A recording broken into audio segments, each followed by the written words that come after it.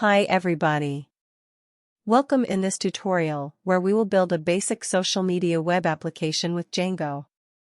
I'm lovinit.com. In our application, the users will be able to sign up, sign in, sign out and manage their accounts. Post, comment, reply, like, pin, messages with pictures.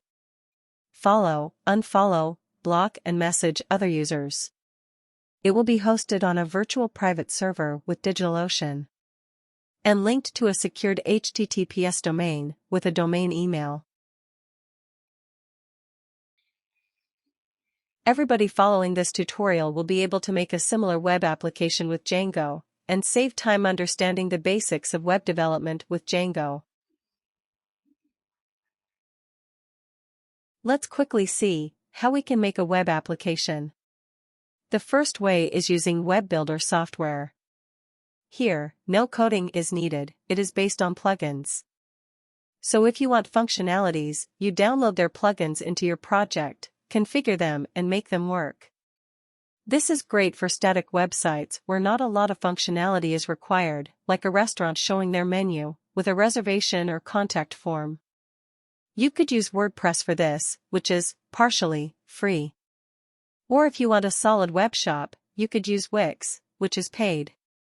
Please note that when using a web builder like WordPress, using too many plugins will eventually impact your application, they interfere with each other and your app will not behave as expected anymore. Also, it gets expensive. Most plugins only provide a few free features, for all the rest you need to switch to pro versions, which are paid. The second way, using framework software. Here, you write the plugins, the functionalities yourself. With Python or PHP, depending on the framework you use.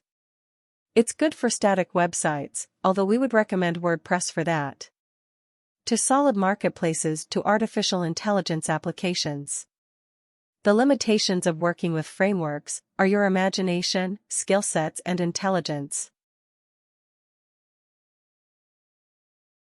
For our application, we will use the Django framework. The functional code used in Django is Python. In our app, we will also use some JavaScript and JSON. This functional part of an application is called the back end. For the layout and design, we are using HTML and CSS. This is what the user sees and uses in the browser. This part of an application is called the front end. For this tutorial, no coding experience is needed, you will learn the basics along the way. Django will wrap our code, the back and front end, in an application and make it all work together, both on our machines and online. So, this was our short introduction for the tutorial. Thanks for tuning in and we hope to see you in the next video.